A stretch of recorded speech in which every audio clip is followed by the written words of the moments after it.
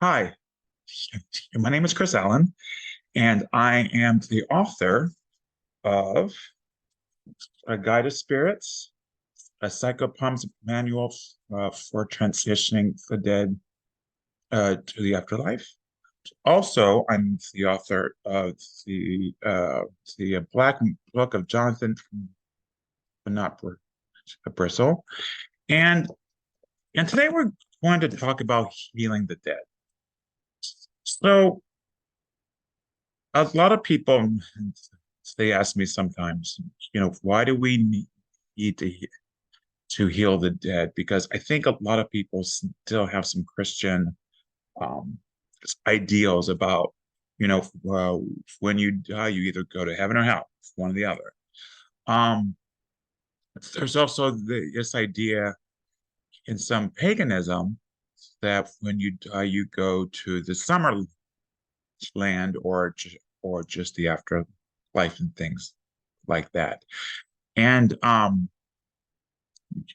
there is an afterlife, but how I've always been taught and how I teach all my students about death and dying is that when your spirit leaves your body, you don't necessarily become all healed and all powerful and all magical and can all things. It's just like taking off your shirt or your clothes. Um, you're you're the exact same person as you always were, but you're in spirit form. And there's a lot of reasons of why someone may need healing. And some of the reasons is um s- sudden death.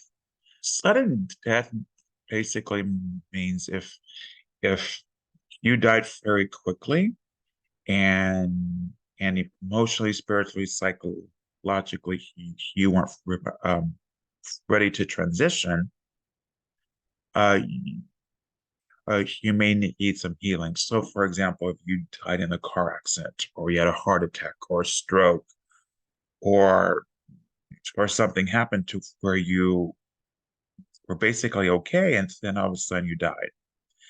Um, to that person, to that spirit, it's shocking.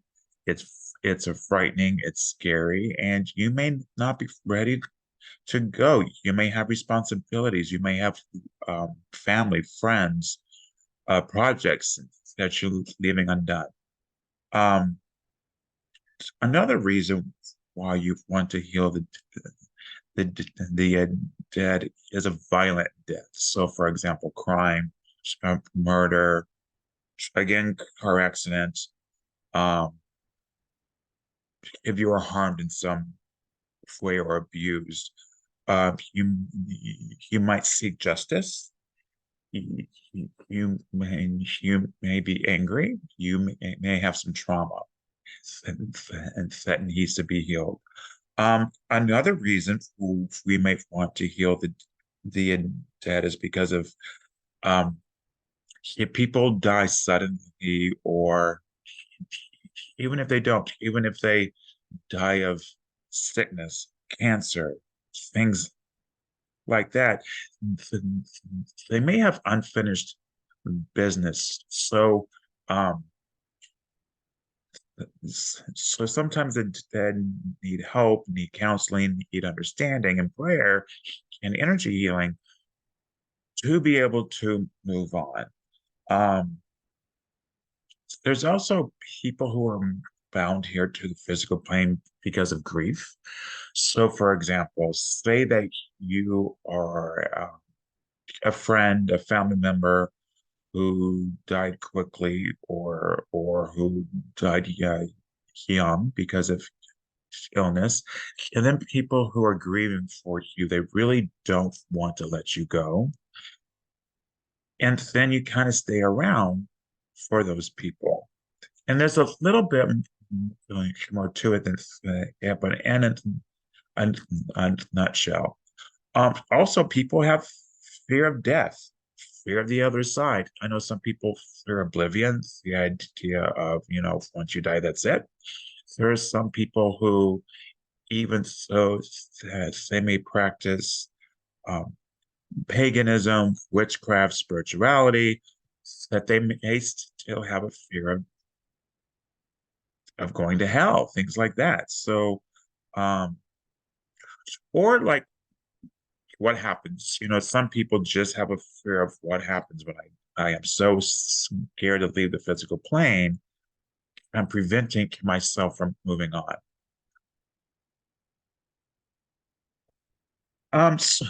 So I want to talk about the word psychopomp.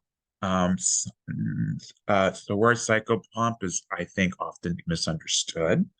Um, what is a psychopomp? So basically, it literally translates to a guide of souls or to a guide of spirits. Um, and a psychopomp basically helps guide the dead to the afterlife. And you may be asking, well, why do they need help? Don't the angels just come, or doesn't a portal just appear, or doesn't the ancestors come back to take them to the afterlife? Yes and no, and yes again. So again, like I said at the beginning, we all have free choice. We have free choice of going to the afterlife or not going to the afterlife. Um, you don't have to go. And again, with all the things like violent death, sudden death, fear, anger, even even addictions, things like that, people may not want to transition or go through the portals, or they may have a whole lot of fear, and so they don't have to go. So part of our job as a psychopomp, as a healer of the dead, is that we want to help people transition. We want to give them the emotional support, the magical support, the spiritual support, so that they feel like they have the tools to transition. Um, so one of the first things is I want to also talk about the different ways that we can heal the dead. And some of them are very simple. Some of them are a little bit more complicated, and we'll talk about that a little bit. So the first thing is prayer. So I want to say that prayer is not a bad word. I know a lot of people think, oh, prayer equals the patriarchy, it equals Christianity or Judaism or Islam or whatever. Um, there's nothing inherently wrong with those religions at all. I want to say that. But I do know some people associate prayer with spiritual abuse, spiritual trauma, things like that. Prayer is just talking to the universe, or talking to the gods, or talking to the ancestors, or talking to whoever in spirit. That's all prayer means. I have a lot of rich friends who say, a prayer is no different than a spell. Yes and no. I think that a blind prayer, meaning you're just talking, has no power. If you're connecting to the universe, spirit, the gods, ancestors, whoever, your guides, then yeah, a prayer does have a lot of power. So it is like a spell. So I want to talk about, why the act of prayer in healing the dead is important. Um, First and foremost, there's a lot of spiritualities that say things like, "Oh, if you remember the dead, they have they have power, or they have influence on the physical plane, or they're more closer to us." And I can believe that to be true. So, just remember of what I said, and I think the theme of all magic, all healing is we all have free will, so we can choose to heal or we can reject it. And people reject things for different reasons. I don't want anyone going away thinking it's just because you reject healing, that's a bad thing. People have their reasons and their journey, and I want them to make sure that we're respecting that. So for prayer, I have a daily practice to where I have an ancestor shrine, and I have pictures of my ancestors. I have pictures of my family, and I give them offerings, and I pray to them every day, every single day. I pray, and I say something to the effect of, I ask that the gods grant my ancestors healing, spiritual evolution, joy, and happiness. Um, and my spiritual philosophy, I think that when we ask the gods, the spirits, the universe to give our ancestors, the dead, healing, I think they do.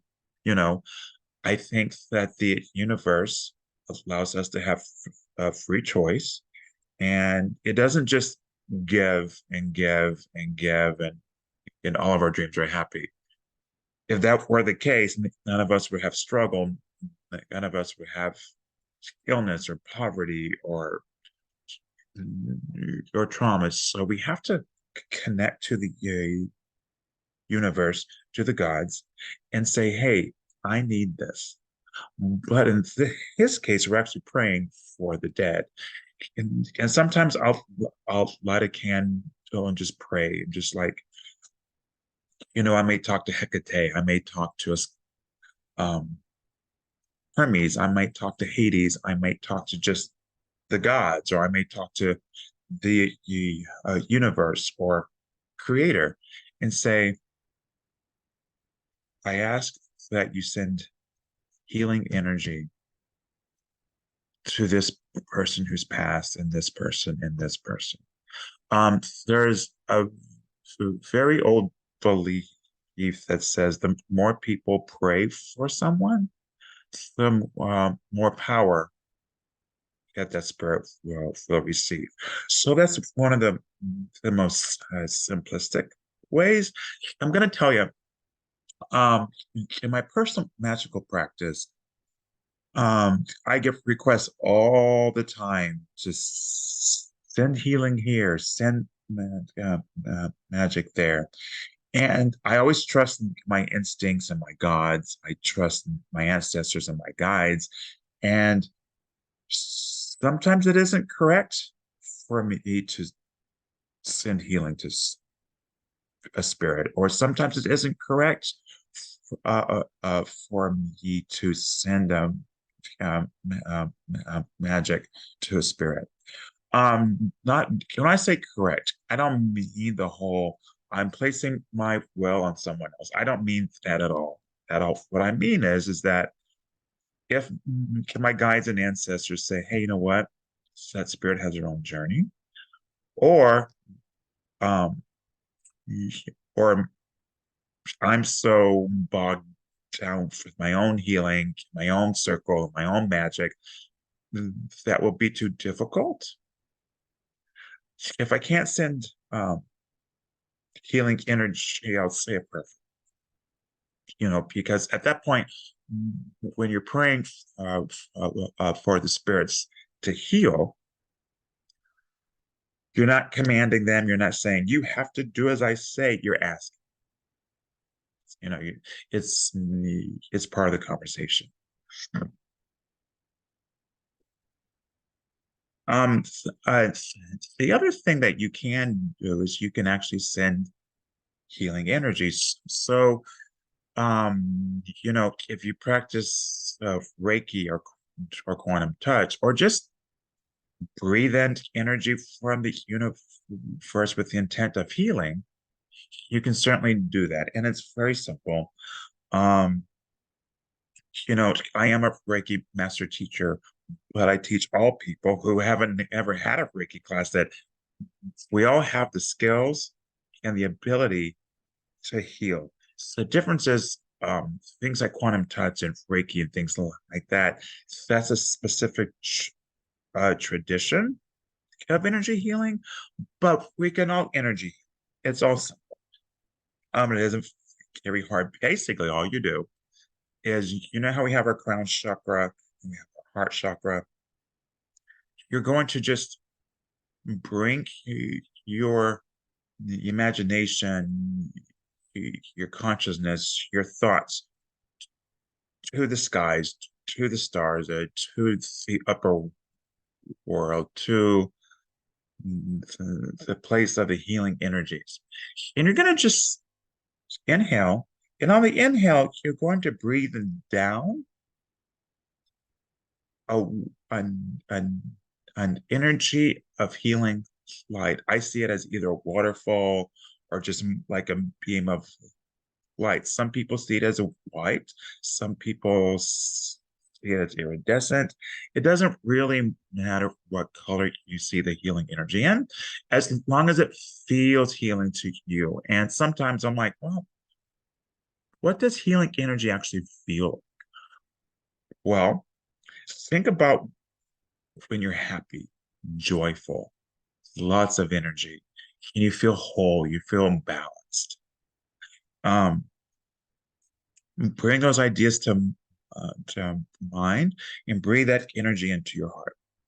Now, uh, uh, now the second thing we're going to do when it comes to healing the dead and energy work is visualize the person who needs healing. In my Reiki practice, I do something that's called Reiki Poets that comes from a Tibetan practice of healing the dead. And what you do is that the easiest thing to do is that you can visualize the person in front of you.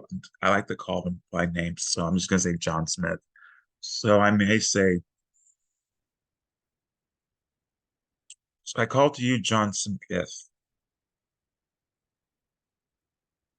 I summon you here today so that I may give you healing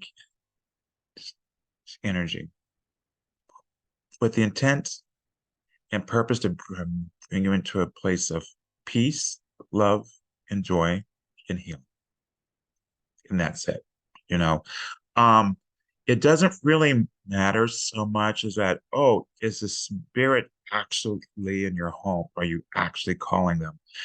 As we all know, when it comes to casting spells and sending energy, as long as you visualize the person in front of you, then they're going to receive the healing energy. So, in long distance healing, which essentially is what we're doing is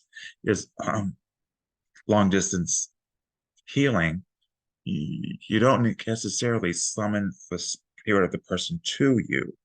You're just visualizing the person in front of you, so your healing energy has a target. Okay, so visualize them in front of you. So we're gonna call John Smith, and you can write something down as poetic. There's lots of things to say. I speak from my heart. I just kind of make it up as I go. And, and I try not to get too hung up on the words as, oh, is it sacred? Is it pretty? Does it sound magical? I don't care about that. I'm just to the point, simple things like that. So again, I may say, John Smith, I summoned you here today so that I may send you healing energy for love, peace, joy, balance, things like that. And then I bring my attention, my consciousness to the heavens, to the skies, the stars, and I think about the healing energy. And I breathe it in on the inhale. On the exhale, I send it from my heart, down the arm, down the hands, into the person I'm healing. So I'm going to take a breath. And on the exhale, and some people, you can just breathe, or you can just simply visualize like a fountain of energy just going through you, going through you, going through you. Some people will intone or per se on like, oh,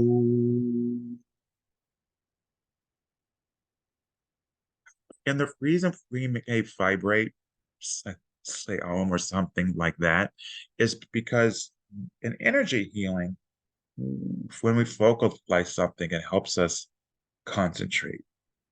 Also, I think a lot of people don't know about vibration and why we intone things and vibrate, or even say a spell out loud, is that the act of saying something brings something from the spiritual plane to the physical plane. So, when I in tone or vibrate, oh, taking that thought of healing and making it physical, because the sound that you're hearing, even though we can't see the sound, it's on the physical plane. So I may send the energy to the person and just send healing. How do you know when you're done? How do you know when you're done? It's intuition. It's feeling. An approximate time can be between 2 and 15 minutes. Um, whatever you feel, and don't worry about doing it correctly or incorrectly.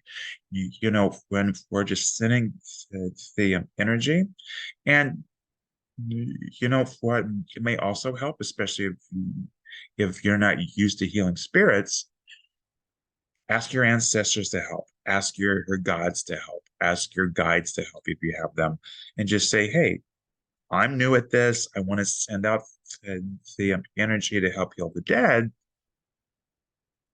Can you help me? And I like to think that they connect with us, they connect with our spirit, our heart, our minds, and they help us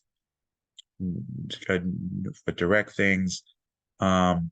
They help us intuit, they help us interpret things like that. So, um, one of the things I'm going to strongly suggest is that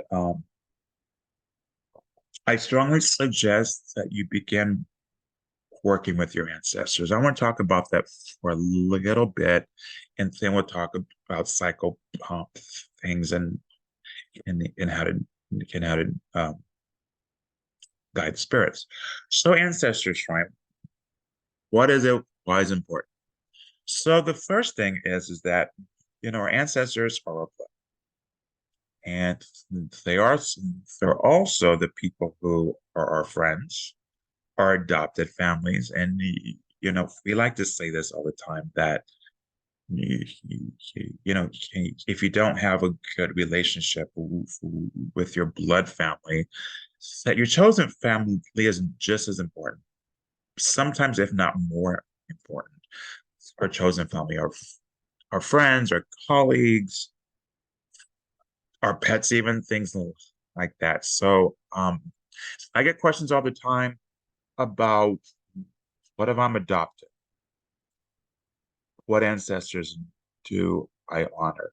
I would say you honor your adopted family's ancestors if that feels correct to you. If it doesn't, then don't. Um, Another thing I'm asked about the ancestors all the time is, can I use teachers who have passed? Can I use colleagues? Can I use? Of course you can. One of the things I will say is I do know that a lot of times in witchcraft and magic, that we will honor famous witches. So we might honor Raymond Buckland, or we might honor Doreen Feliente, or Robert Cochran, or anyone like that. I think that is fine. I think it's important to honor those people and those teachers, because lot of those teachers, they taught our teachers. However, um, if at all possible, I think it's important to have had a relationship with them. So, for example, if you never studied or were friends with Raymond Buckland, yes, you can honor him as an ancestor, absolutely. But when it comes to healing the dead, spells, rituals, um, you can call those teachers, but if you can, call your either blood ancestors or or or your chosen family members or your adopted family's ancestors first. Okay. Um, but if all that fails, you don't have anything else, then yes, you can call upon the witches who were famous and who have passed. Anyway, you're gonna set up a sacred ancestral shrine, an altar, and if you can, I like to have their pictures, have their own frame.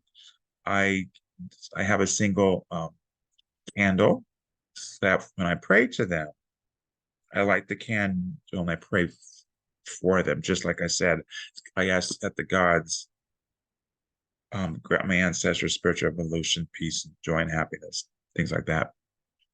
And I also have an offering bowl, a small, a small bowl for food, and every day I try to give him a little cup of water as offering because the reason we give the spirits offering, especially the ancestors, is um, a few uh, things. It shows honor, and it also helps us to to to energetically connect with them.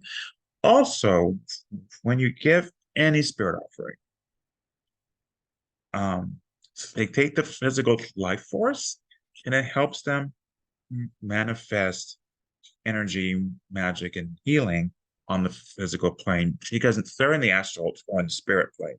So for them to influence the physical plane, they need the physical life force of offerings so that they can influence the physical plane. Make sense? So along with the ancestors, you're going to talk to them, pray with them. I'd like that to shamanically journey to them and just have conversations, get to know them, have a relationship, have connections. And when you do that, your relationship is stronger, your energetic connection is stronger. And it's easier for the ancestors to help you in your own personal magic, your own healing of others. I call the ancestors and my own personal rituals, like when I do a full moon or a Sabbath ritual or a spell, I call them in. Um, Part of it is they're my family and my community, and all spirits are welcome. If they choose to magically help me influence the spell, I'm happy with that. I think that's great, but they don't have to. Um, okay. So the other thing is that I have found in my own personal practice that when you are working with the ancestors and you're talking to them, you're having a conversation. Oh, and what do you talk about with the ancestors? I talk about what happened today. I talk about work. I talk about family. I talk about relationships. I talk about how I feel that day. You can talk about, think of him as your friends, as your family. Um, and when we begin to see the energies, we begin to feel the energies, and we can visualize the ancestors in our head, you know. Over time, we begin to hear them, we see them in our heads, what we think they look like. Over time, we can begin to see them in the physical plane. Um, In my book, A Guide of Spirits, I talk about that in depth. That I don't have a whole lot of time here. But by working with your ancestors, by speaking with them, by praying for them, by giving them offerings every day, over time, you will learn to see them. And I think it's easier to see your ancestors first because you have a relationship with them. Plus, it's your family. Um, that will actually help you with all your spirit conjurations and especially working with the dead. If you're the type who you're still kind of learning, you can't really see the spirits so clearly right now, that's okay. You're going to use your power of visualization. I'm going to tell you a magical secret, ancient secret. The spirits don't just kind of just show up and look like a physical person. You have to visualize them in your head. That's how you do it. And remember from our teachings in our in our in our magical 101 in our magical 101 books, your thoughts, your visualization is connected to the astral plane. So by visualizing them, you are connecting to the spirits on the astral plane. Ancient secret. Okay, so now, so we talked about praying for the spirits of the dead. We talked about sending them healing energy, and these are all things I do in my practice because I work with the dead and dying all the time. Um, I'm going to suggest, and you don't have to, but I'm going to suggest that you work with a deity who's compassionate with the dead and dying. So, for example, Hecate, Persephone, um, Hades. I think Hades is very misunderstood. I don't think he's as frightening as people make him out to be. Um, Hela, um, Osiris, Anubis. In a Welsh, there's a god called the Gwyneb Neith, who, you know, comes out of the fairy mounds and he works with the dead a lot. Also, the angel of death, um, Azrael, the angel of death. One of the things that people can misunderstand about the spirits of the dead, the gods, things like that, is death is a scary thing.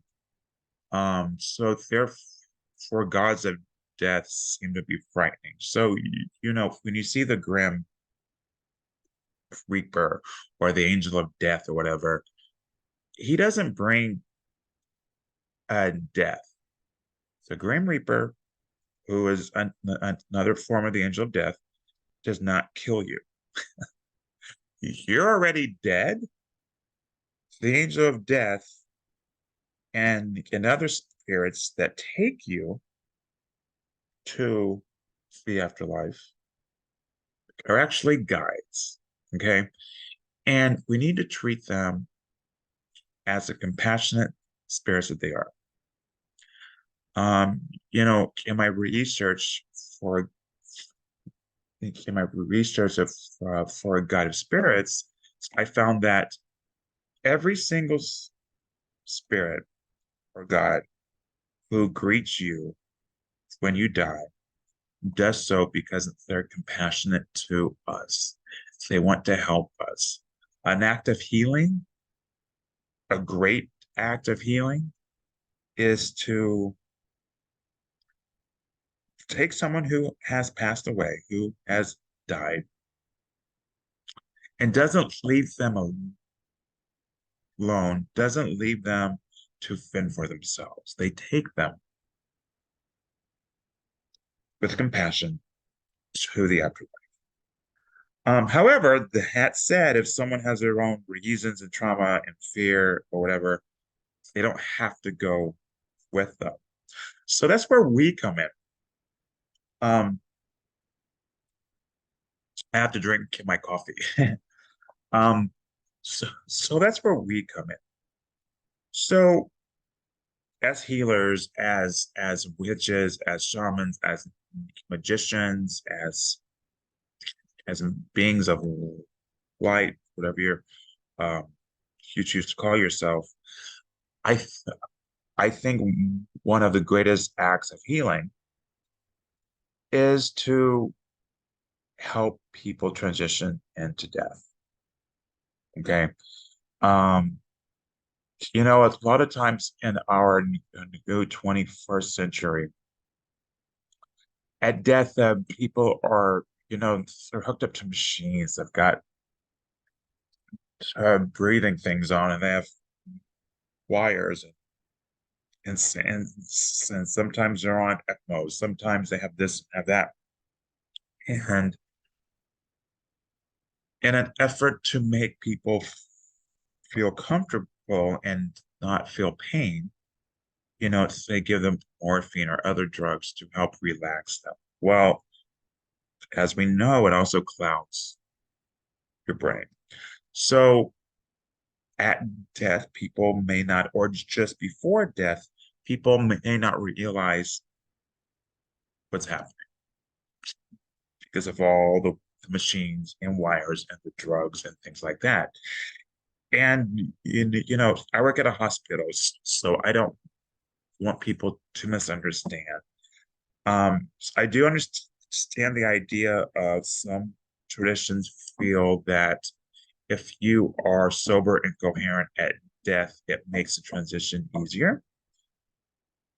However, when you're in a whole lot of pain because of cancer, um, leukemia, blood pathogens, or whatever is harming your physical body and causing you pain, I don't see anything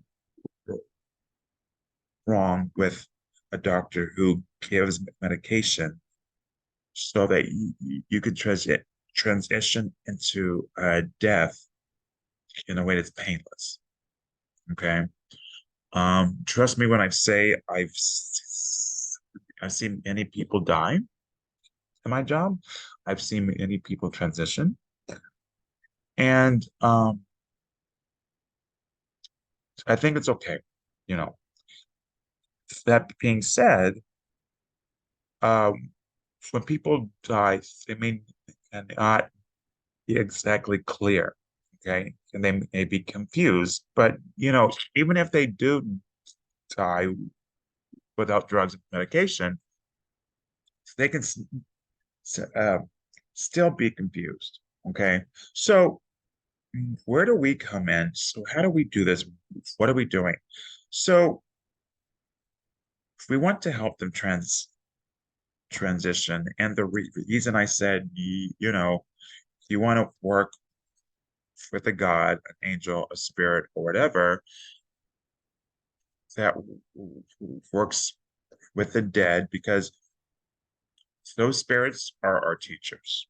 So when we uh, astral project with the gods and spirits, or we journey with them, or we meditate with them, they teach us. We can ask them questions.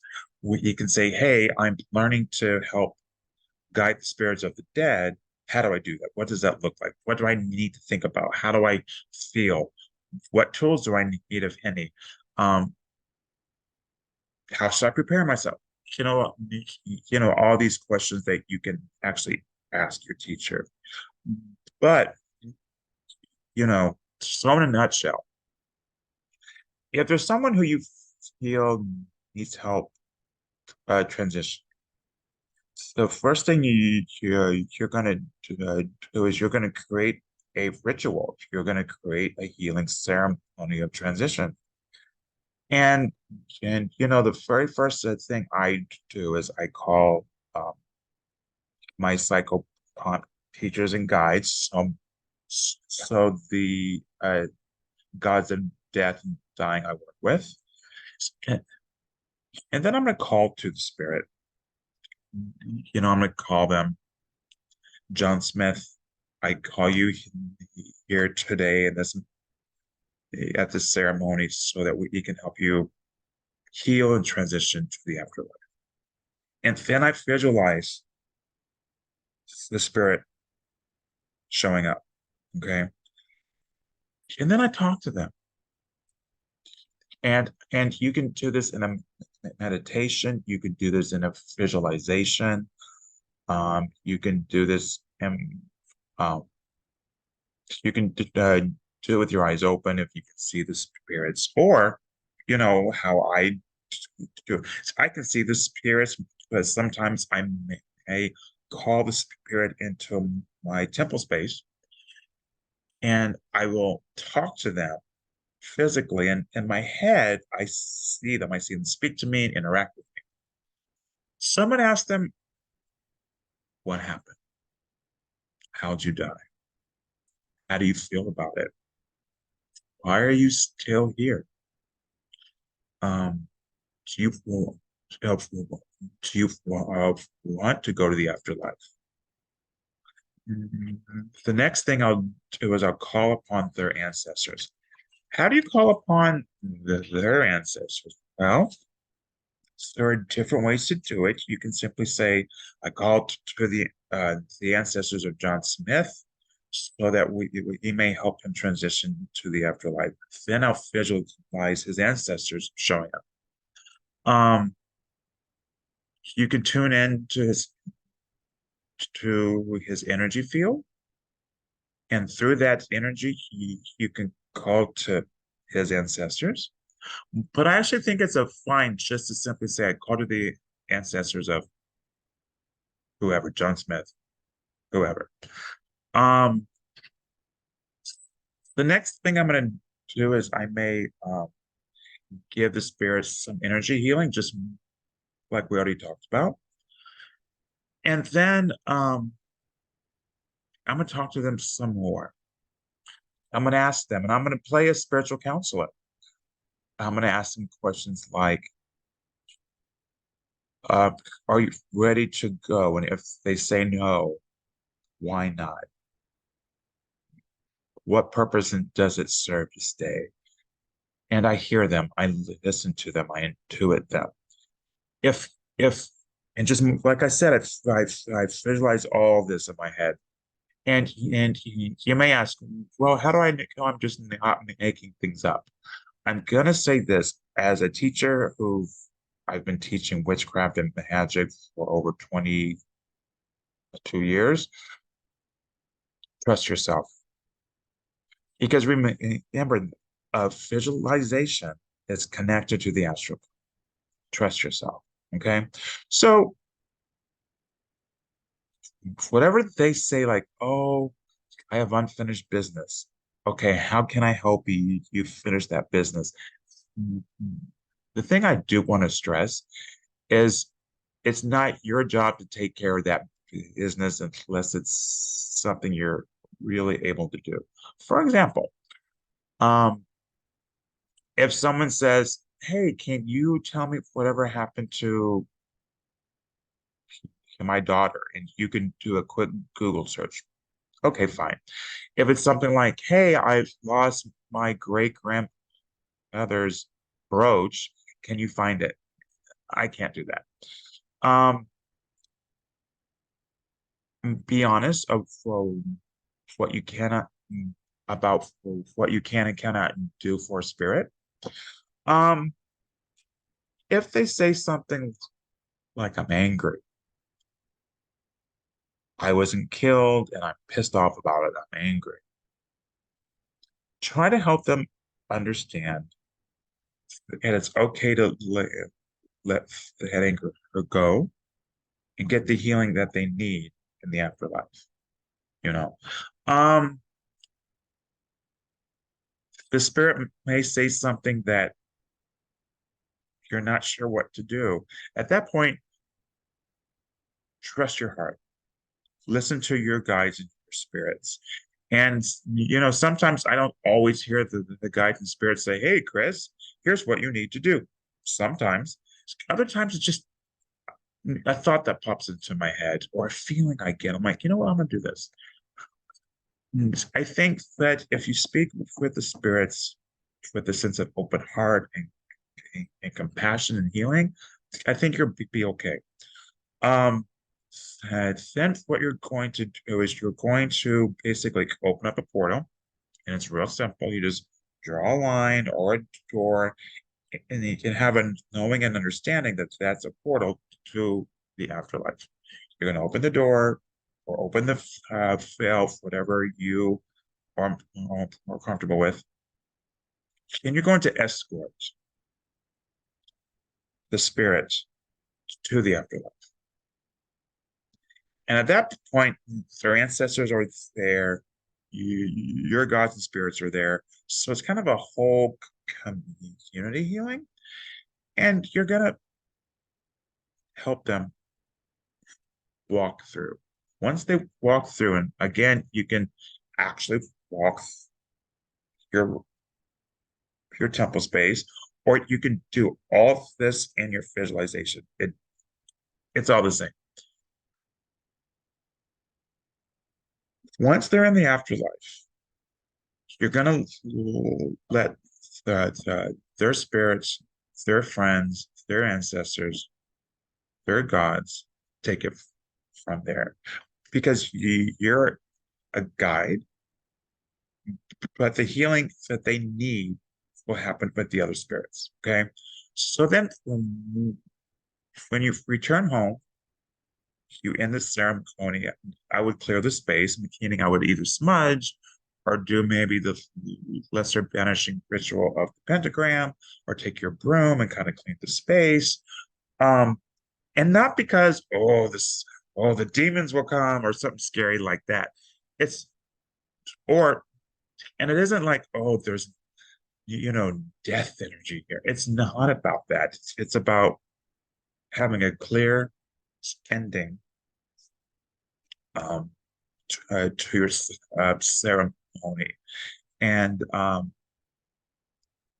when you call those ancestors and spirits and things like that, they may leave their own energy. And I like a clean ritual space, so I'm gonna clear it out.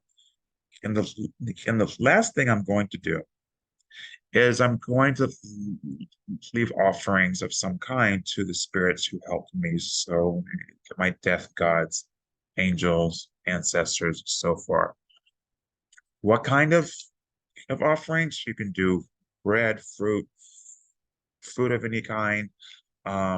Sometimes I just do a Google search and just kind of like, oh, well, let's see what so and so likes. But I think my most common offer for king is, if it's appropriate, I'll give like alcohol or a glass of wine. I might give some fruit, some breads, things like that. Um, so anyway, and then that's it. So the three forms of healing is prayer, light your candle, pray for the spirit, energy healing, and then having a ceremony. You don't have to do all three. You can, um, but I only like transition. I only guide a spirit to the afterlife if it's needed. So this isn't something will do every single uh, day. It's when I'm asked, or the spirits ask me, or my heart tells me it's important to do, or or you have a spirit in your home and you're like, I'm gonna help him transition. Um, but anyway, so these are the three things. I'm glad you're here. I hope you enjoyed your talk, your workshop here with me. And my name is Chris Allen, ChrisAllaun. You can find me on Facebook. You can find me on Instagram. You can find me on, I was going to say Twitter, but they changed it to X. But so anyway, um, you can find me. All right, have a wonderful day, and we shall see you soon.